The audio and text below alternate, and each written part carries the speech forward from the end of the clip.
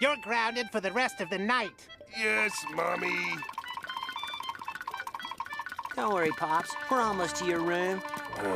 I'm ready for me money. Who is sure honest? Shut up, Catherine. Hi, I'm Kitty Monk, and I'm here to talk to you about Spongebob Squarepants. Okay, hey, let me do it again. Okay. Hi, I'm Kitty Monk, and I'm here to talk to you about Spongebob Squarepants. Okay, there we go. Or more specifically, their controversies. Now, me and SpongeBob were both born in '99, and as a result, that means we've been airing for a long time. And kid show or not, he's made quite the cultural footprint and racked up plenty of controversies. So we're gonna talk about him here. Don't want to waste any time, so we're gonna start with...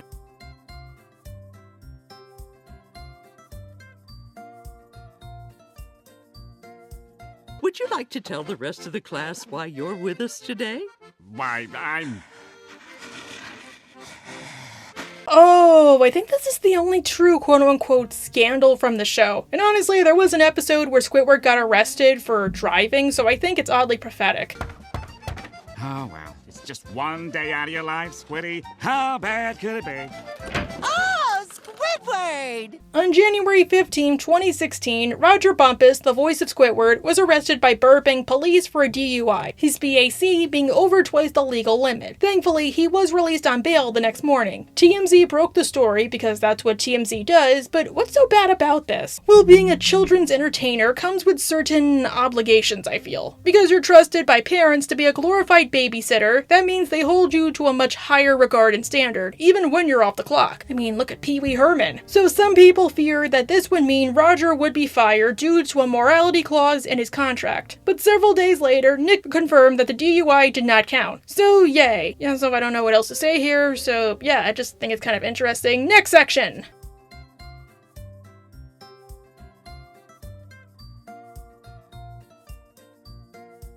How's my favorite mollusk? How about you let old SpongeBob fix you up something to eat? I know I have an essay to write. Procrastination is a beloved episode of SpongeBob and pretty memeable, I'd argue. But it should be remembered for another reason. Deleted scenes! Procrastination has Mrs. Puff assign SpongeBob an 800-word essay due tomorrow. Dude, really? At least give him 2 days. Albeit 800 isn't that much and probably like 3 or 4 pages, but yeah, 2 days should be appropriate, not 1. Done. Now let's see how it looks so far. The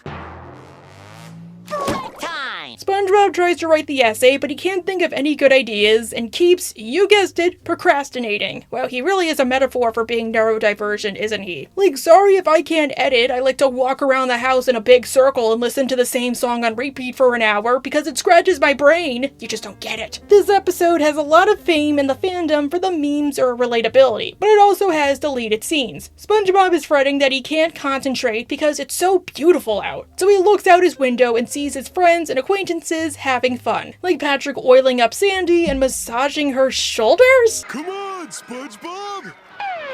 It should be against the law to have to write an essay on such a super sailorific sunshiny day. But he tries to prevail because then he'll get his driver's license. Then we get some live-action stock footage of a car crashing. Then he does some exercises to pump him up, and then the episode continues as normal. Ho, hop, ho. I can feel those juices pumping now.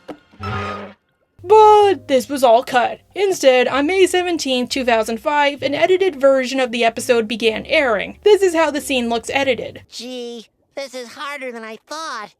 Why was this? Well, nobody knows. To this very day, nobody knows. The most prevailing theory is that the scene of Patrick oiling up Sandy was considered too adult, even if I'd argue why not just get rid of that part in particular. And unlike Midlife Crustacean, it was only one scene, so only the episode got banned, not the whole episode. I just think it's a weird mystery and one that's really fun to talk about. But it's not the only episode that airs cut. SpongeBob and Randomland had a scene referencing a Squidward creepypasta, but now when it airs, the Squidward head is replaced by Squidward as a baby, likely to avoid traumatizing kids.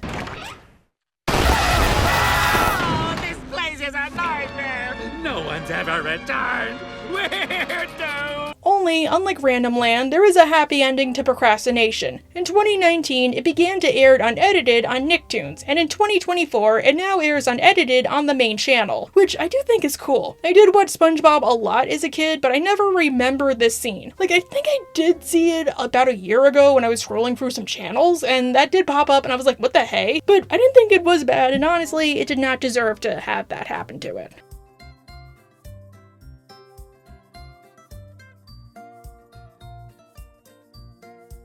There it is, unguarded. All I have to do is... Wait, it's too easy. There must be some kind of... Wow, time for this entry. I am hungry. Deleted scenes with SpongeBob aren't anything new, but there is one that is so especially violent it had to be cut. In the US, not overseas, luckies. In Just One Bite, Squidward says that he hates Krabby Patties, but he goes the Sam I Am route and discovers the only reason he doesn't like them is because he just hasn't tried them. All the wasted years!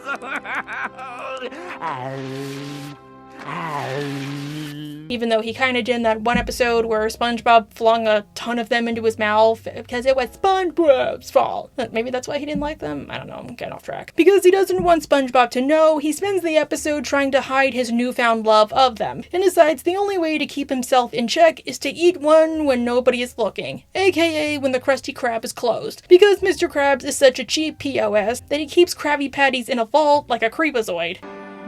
Holy shrimp! I don't know where to start. But all that matters is that it's just you and me. When they all just go bad. In the version everyone's familiar with, Squidward races to the Krusty Krab, walks right in, and then goes ham on them Krabby Patties. But in the version that originally aired, Squidward goes there, discovers the Krusty Krab is closed and unguarded, and gets suspicious. As it turns out, the security system for the Krusty Krab is nothing but a bucket of water, which is pretty believable. I mean, look at who owns the restaurant. But when he enters and the bucket falls, he discovers it's not water, it's gasoline. A robot arm appears, a match is lit, and Squidward looks like he slept with the cinders. Hey, this isn't water. This is... gas. He goes into the kitchen, same result. Whoa, crazy. And then the episode continues, and then he sees the Krabby Patties, and then blah blah blah. But since I was like 2 when this episode came out, I never remember seeing this. I didn't even see the deleted scene until middle school when I was on the Spongebob wiki, and honestly it did scare me a little, but I was the type where everything scared me. However, this scene does air uncut if you live in Canada, South Korea, or Serbia. Which I don't know why only those 3 places, but it does. Viewers who live in these areas, is it true? But why was the scene deleted? Well, for the longest time the viewpoint was it was due to 9/11. After 9/11, any scenes with explosion or the like were heavily censored by networks in order to avoid traumatizing kids and getting them embroiled in lawsuits. Like how Invader Sim had an episode where Sin tries to control an explosion and they made the crew change the color to green instead of orange. Let's get him! Won't the exploding hurt?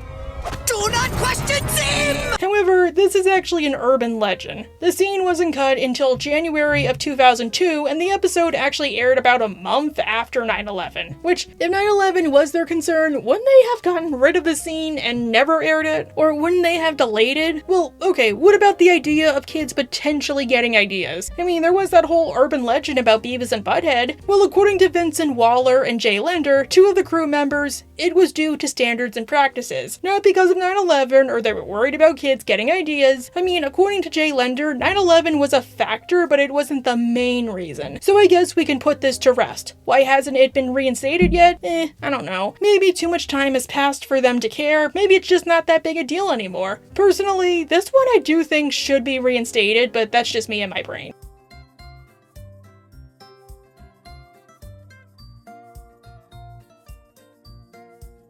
Mommy, my Krabby Patty tastes funny. Well, no wonder. It's all old and dried out, like that man right there. This episode perfectly captures the feeling of being 25 while everybody else around you is 21. So probably the most recent controversy, besides Quarantine Crabbed, and a weird one nonetheless. One of my favorite episodes of pre-movie SpongeBob is Midlife Crustacean, where Mr. Krabs starts having a midlife crisis, hence the title. Are you ready to... SpongeBob Patrick, do you mind? Let's continue. continue this conversation in private, Patrick. So Patrick and SpongeBob offer to cheer him up via taking him out for a night on the town. The thing is, that's a SpongeBob and Patrick we're talking about, so their version of a wild night is doing laundry and picking trash up the side of a highway. Plus, Mr. Krabs, you're in a TVY7 show. What do you think you're gonna do? Sell drugs? Sling leg? You don't even have legs, really. Mr. Krabs snaps, so Patrick tells him they have one final idea. A panty raid! I guess you're gonna miss the panty raid. You're talking about raiding their dressers for their underpants, right? Oh yeah. As you guys know, SpongeBob is my favorite cartoon and was for most of my childhood, and I had no clue this was bad, like how screwed up it actually was when you really stop to think about it. Like, I remember asking my parents, like, what was so bad, and as a kid being terrified that one night I was gonna be sleeping and some guys were gonna break in and steal my panties and it was gonna be inevitable when I was older. But Krabs is like, "Okay, bro, that's freaking lit," and he goes and they steal some panties, which are like actual bloomers, not just like Victoria's Secret underwear, and it turns out... Eugene? Mother?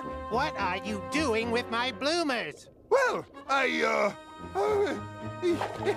Ew, Mr. Krabs, you came out of her! You came out of those bloomers! So Krabs gets grounded, but at least his midlife crisis is cured. Lizzie's lucky the worst that happened was he got grounded. Like, if this were real life, he would never be allowed into school ever again. No Krabby Land. But a church? Or a position in the presidential cabinet? Maybe. So, what's the problem? Well, this is the only SpongeBob episode to be outright banned in the United States. And because SpongeBob episodes air paired together, it also caused the episode The Great Snail Race to be banned as well. The episode has apparently, quote-unquote, been out of rotation since at least 2018. The last time it aired on American television was February 26, 2021 as part of a marathon on the Nicktoons network, and the episode is not available to watch on Paramount Plus, being the only SpongeBob episode to receive this honor. However, you can legally watch it on YouTube, you can buy it on iTunes, and it is available on home release. Why remove it? Well, according to a Nick executive who talked to ING, Midlife Crustacean has been out of rotation since 2018 following a standards review in which we determined some story elements were not kid appropriate. When asked which scenes caused the controversy,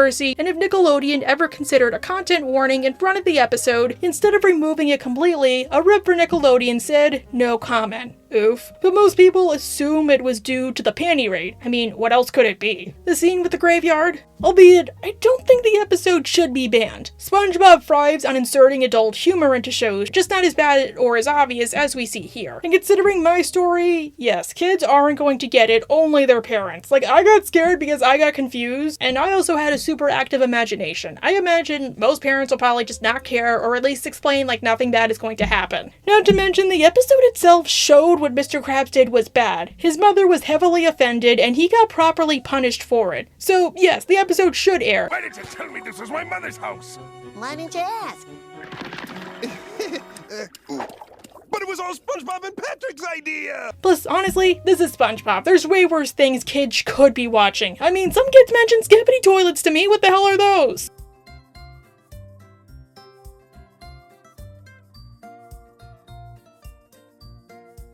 Right, what was that part about that with the, who now?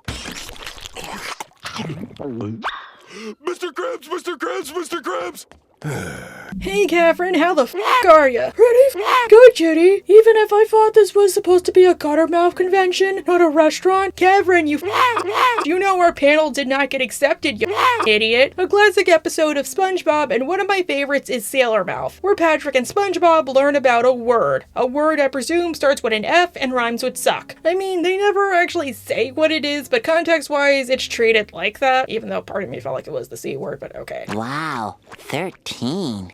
That's a lot of bad words. And it gets them embroiled in some funny hijinks. Now, I love this episode, and it never fails to make me laugh, especially when they discover that Mr. Krabs is a giant hypocrite because he will punish them by making them paint the whole Krusty Krab for cursing, and then he goes on a giant cursing spree that's arguably way worse than what they were doing. We're gonna tell your mom, Mr. Krabs! No, please, not my mommy! Wait! Please don't tell me, Mother! But speaking of hypocrisy, the critic side of me does think it's kind of hypocritical the episode is a thing, since even if I do think the episode's primary purpose was just to make fun of swearing, it also includes the lesson there's no reason to swear. I'm sorry, Patrick. Mr. Krabs is right. There's no need for words like that.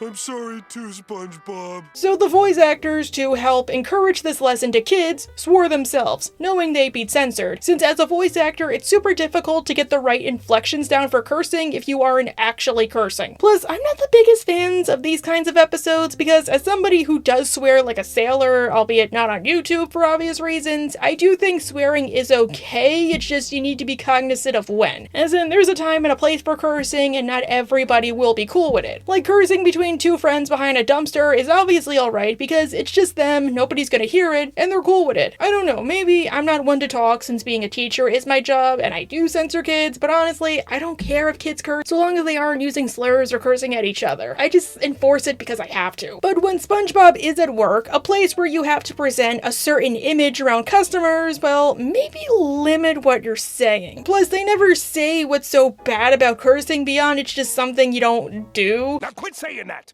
It's a bad word! Bad word!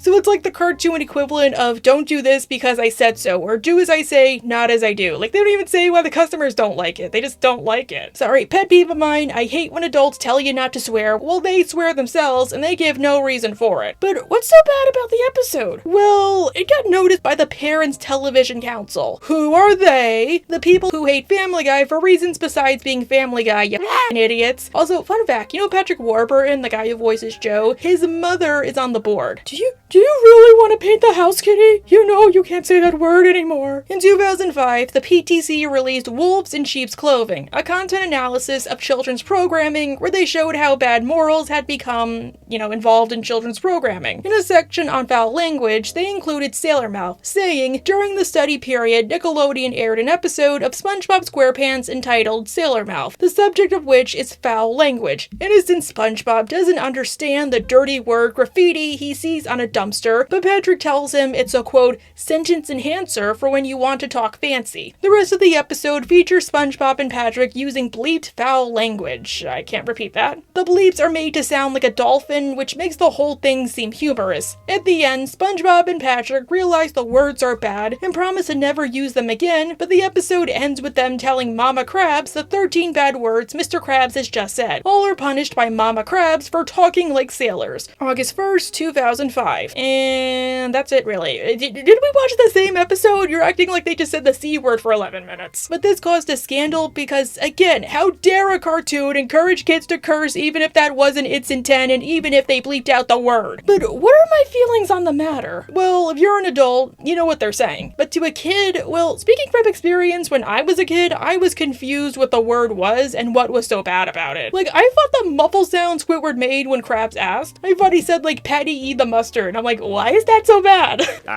He said, Huh?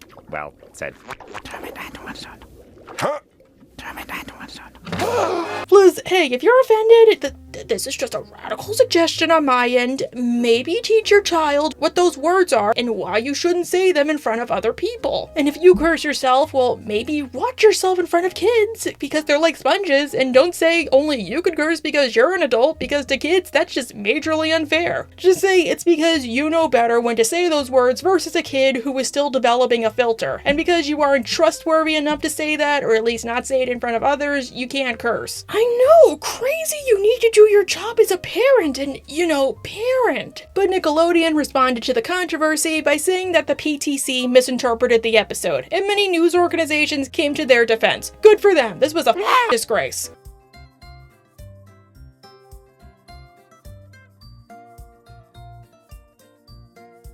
Well, maybe we wouldn't sound so bad if some people didn't try to play with big, meaty claws. What did you say, punk? Okay, originally I was going to do a section on the episode Quarantined Crab, but I think you're all familiar with that. Instead, I got one that I don't think a lot of people know about. Heck, I didn't even know about it when I first made the list. It was that time Tom Kenny almost got fired from voicing SpongeBob. One of the longest running series on SNL, or it was, I don't know if they still air it, is TV Funhouse. Not Magic Funhouse, but that show needs more love and it needs a comeback. TV Funhouse is a Saturday Night Live segment involving cartoons. Think Mad meets Robot Chicken. And in March of 2003, one segment involved SpongeBob being asked to promote the War on Terror, kind of like how Mickey Mouse and Bugs Bunny used their shorts to promote the Allies during World War II, which SpongeBob isn't cool with, and he speaks his mind kind of vulgarish. But fun fact, what makes this short so hilarious is who they got to voice him. The OG himself, Tom Kenny. Hilarious! But go watch it on your own time. Still, what's the prop, Bob? Well, this got Tom Kenny in massive trouble with Nickelodeon, especially since this aired during the height of SpongeBob's popularity. Like, remember the early 2000s? SpongeBob was super popular back then. You couldn't go anywhere without seeing his face. Which is ironic when the whole point of the short was to make fun of the Disney propaganda cartoons. Since this was an outside parody, which he did not get Nickelodeon's permission for, and likely because it was adult in nature and SpongeBob is a kid show, well, he almost got fired for it, and his NDA was changed to the point where now he cannot do fan parodies, and Nickelodeon owns the rights to SpongeBob's voice on top of that. You ever wonder why most of the Has-Been Hotel cast from the Prime show don't lend their voices to fan songs anymore? This is probably why. Anytime he wants to use his voice, Nick has to grant him permission. Like, it's to the point where if he were to do the voice of SpongeBob for a kid at a convention without first getting permission from Nick or his agent, they could probably legally sue him. Yeah, it's that strict. But from what I hear, and I did meet him once, Tom Kenny is a super nice guy, just super vulgar, so I think we would fit right in. It's just weird I've never heard anybody bring this up. Like, I didn't even know about it again until I had to do research. Like, it happened during SpongeBob's glory days, guys.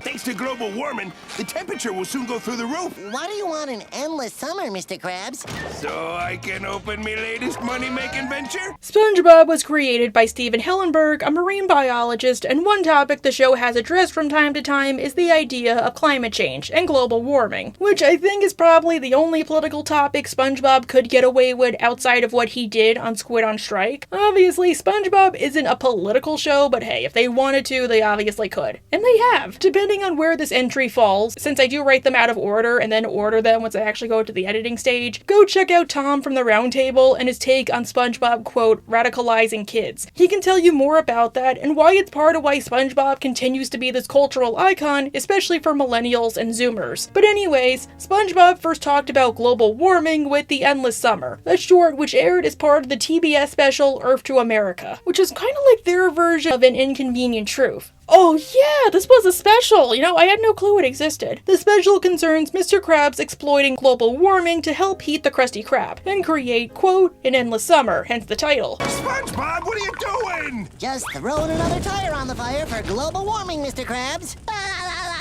Hey, look! It's working! However, pumping so much carbon dioxide into the air causes the Bikini Bottom to become an irreversibly destructive apocalypse. Mr. Squidward, I hope you like leather, and for them to have to abandon their homes. We're all moving north. We can't live here anymore. It's too hot.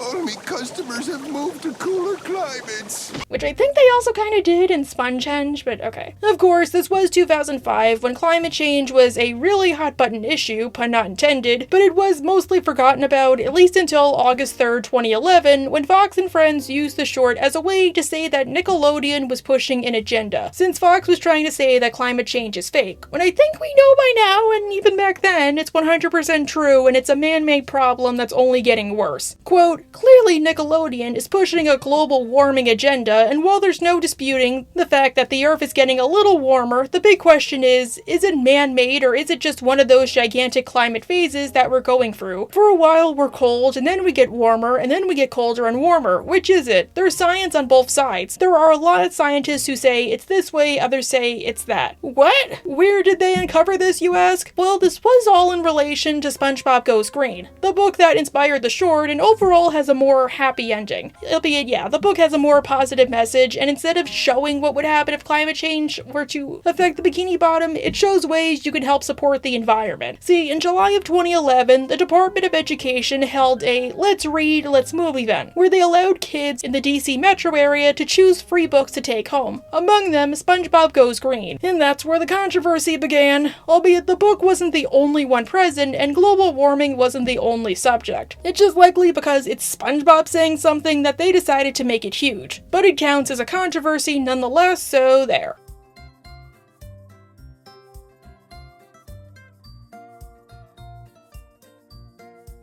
We're ready to perform, Squidward. This is exactly how I pictured your band would look. That's his eager face. This is why I don't follow sports and rely on you guys to tell me who's in the Super Bowl each year. Did it even happen yet? Note to self, I actually wrote this script months ago. In 2018, Stephen Hillenburg passed away from complications caused by ALS, aka Lou Gehrig's disease. Where were you when you got the news? I was in my dorm waking up from a nap to go to my public speaking class, and then I got the BuzzFeed notification. On November 26, 2018, a petition came out of change.org to persuade the NFL to play Sweet Victory during the Super Bowl as a tribute to Stephen Hillenburg, which they could legally do considering how the Super Bowl was on CBS and both of them and SpongeBob were owned by the same people. The petition read, as some of you may or may not know, Stephen Hillenburg, the creator of Spongebob Squarepants, has passed away recently. As a tribute to his legacy, his contributions to a generation of children, and to truly showcase the greatness of this song, we call for Sweet Victory to be performed at the halftime show. But what's the backstory to the song? They know, Kitty, what the F? I go into these scripts with the assumption they don't, or they're tired and they want somebody to explain it to them while they fall asleep or do the dishes or work on cosplay stuff or are just overall bored, okay? Is it bad I care about my fans? In Band Geeks, an episode many fans of the show hold up to be the best, I think it's alright, Squidward tries to put on what's essentially a halftime Super Bowl performance with his friends and neighbors as the band, but they can't work together and Squidward calls them out on it. You took my one chance at happiness and crushed it.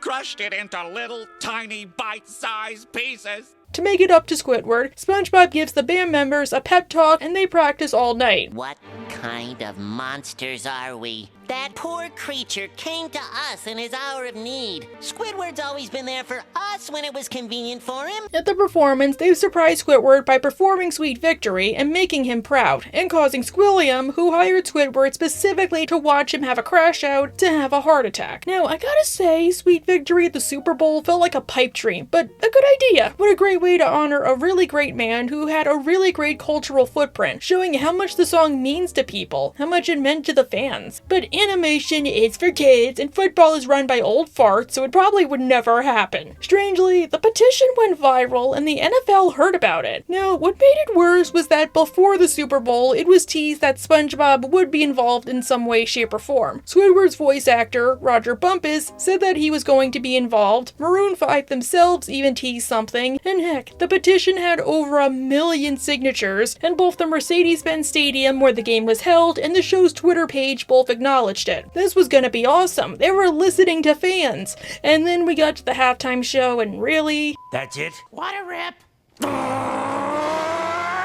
SpongeBob betrayed us! It was just a super short clip of Squidward presenting the song Sicko Mode. Yeah, I'm sick of this bull. To say fans were pissed would be an understatement. Heck, I was myself. No joke, I watched it live as it aired, and even my sister called asking what the hell just happened. It just felt like the only reason they teased it was because the Super Bowl itself was super unpopular this year and they were afraid nobody was gonna watch it. Since many musicians boycotted the show out of respect for the whole Colin Kaepernick debacle. Kaepernick? One of those two, I can't really pronounce it in a script. Jay-Z, Cardi B, and Rihanna all turned down offers, and Maroon 5 themselves were considered to be the musical equivalent of scabs. So it felt like they knew nobody was gonna watch. Heck, the only reason I watched was for the M&M's commercials because I have a weird interest in them, and for the possibility SpongeBob might have been there. And they wanted to just ignore the controversies, I feel. I do think it's cool they included at least something, but yeah, not a good look to dangle the carrot and then take it away, especially when you're already dealing with a bunch of other problems at the moment. However, some good did come out of this. In the aftermath, Sweet Victory once again entered the public consensus. It wasn't just some stupid song that kids and millennials and Gen Zers were listening to. It actually rose 566% in streams, and the Dallas Stars released their own version of Sweet Victory on Twitter, where they changed the Bubble Bowl band colors to green to match their own. And I guess as a sort of apology a few years later, when Paramount Plus released a bunch of Super Bowl commercials to to promote their streaming service, the final clip that aired was a performance of Sweet Victory on Paramount Mountain, which, while it didn't make up for it, I did kinda like it because it featured Beavis and Butthead. And there is a happy ending here. In 2024, Nick ran their own version of the Super Bowl for kids to watch, and before the show, they had SpongeBob and his friends perform Sweet Victory. And remember, this was airing live. I think it's pretty awesome, so in a sense, Sweet Victory was aired before the Super Bowl. A Sweet Victory, if you would.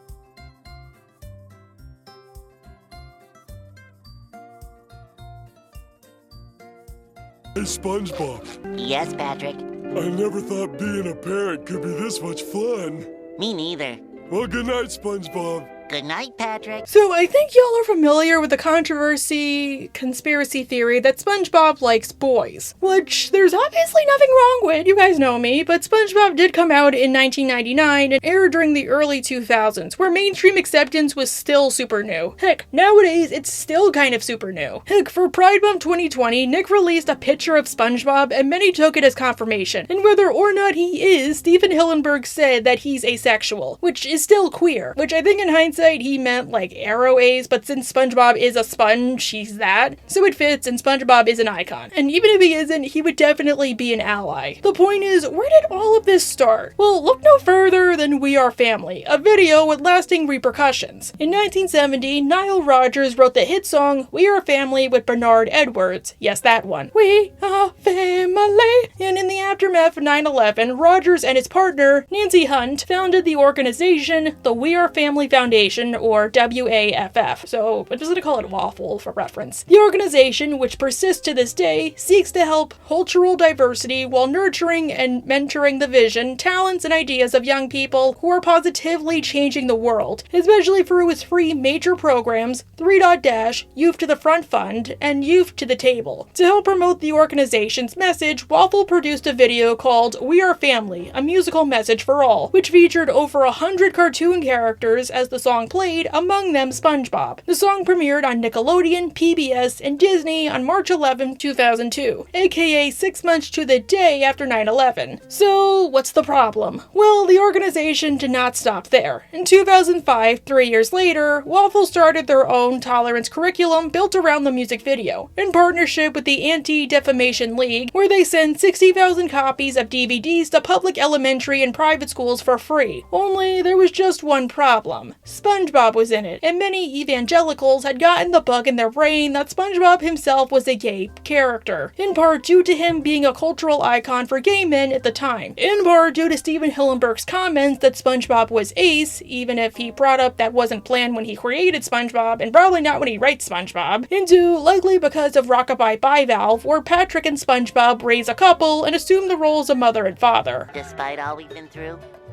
it was worth it. Yeah.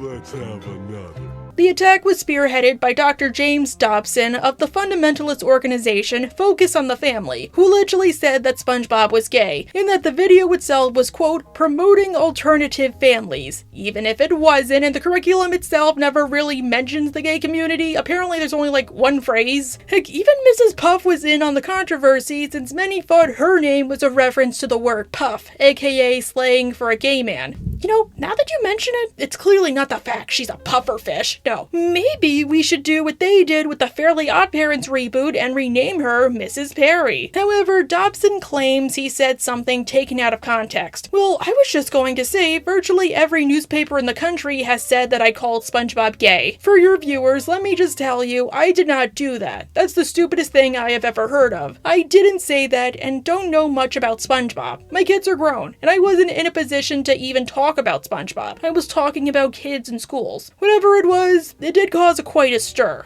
And the program itself was banned in Broward County, Florida. However, the clip itself aired for at least a decade every anniversary, albeit I don't really remember seeing it myself. And albeit the We Are Family Foundation was forced to remove some of their pro-LGBTQ content off their website in the wake of the controversy, and Dobson himself noted, "Parents, I urge you to keep a close eye on your sons and daughters. Watch carefully everything that goes into their little minds. Monitor their textbooks and the words of their teachers. Do not turn them over to harmful television programs." So I guess in a way he won.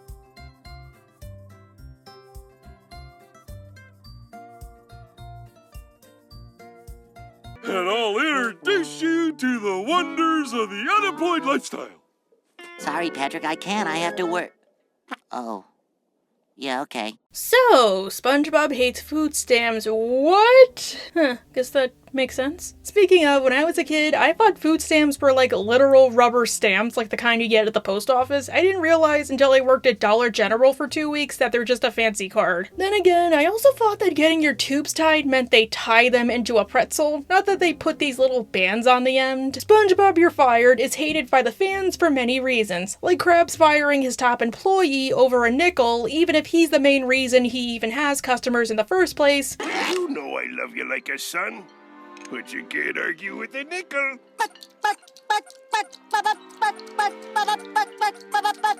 Or meandering like a snake or being loaded with fillers, since really this could have easily been an 11-minute episode. I wouldn't be surprised if it was written as an 11-minute episode similar to Atlantis Squarepants, but the crew were told by the network to extend it. But apparently, many people thought it was making fun of food stamps, and this sparked a huge political debate on both sides. I'm not even kidding! See, SpongeBob doesn't take being fired all that well, but Patrick tries to show him the joys of unemployment, sparking this line here. I'm afraid I can't do this anymore, Patrick.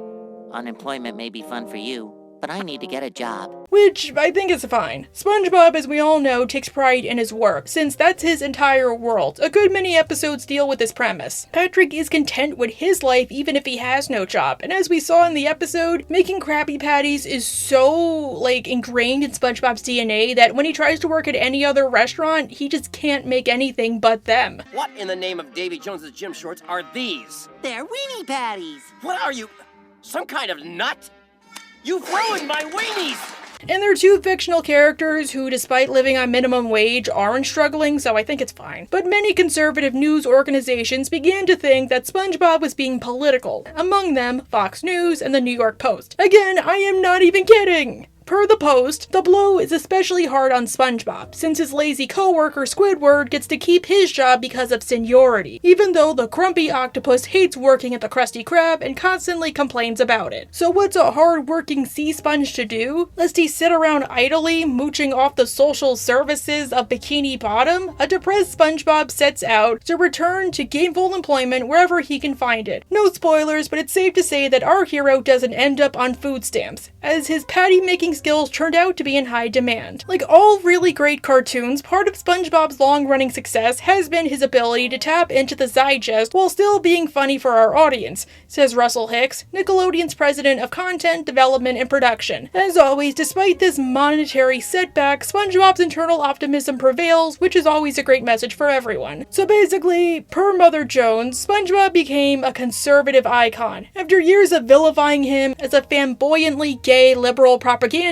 conservatives are now claiming SpongeBob Squarepants as their hard-working, anti-food stamp hero. What? Yes, because SpongeBob, who loves everybody, is open-minded, is queer himself, hates hate, and is kind and considerate of everyone who isn't Squidward, is a conservative icon. And not a log-happing Republican like Greg and Terry. No, he's gonna put Stan Smith to shame. Not to mention, there was an entire episode where SpongeBob fought to protect his job with Squidward, and as Tom from the Round Table will tell you, that episode was trying to challenge the notion that jobs like fast food are considered dead-end and should be treated as low-paying starter jobs or signs you failed in life. Only reason I bring this up is this led to a huge debate for a while. It was to the point where Al Sharpton and Media Matters for America both attacked the attackers for saying the episode was making fun of people who rely on government aid. And all I have to say for either side is, it's freaking SpongeBob! Why do any of you people care? You have better things to do. Go run a country! No, he doesn't work at the Krusty Krab because he has to or because he has no other prospects. He just naturally loves what he does. Are we watching the same show? Like, no joke. There was an entire South Park episode about this. And as a critic, I hate using this phrase, but who the hell cares? It's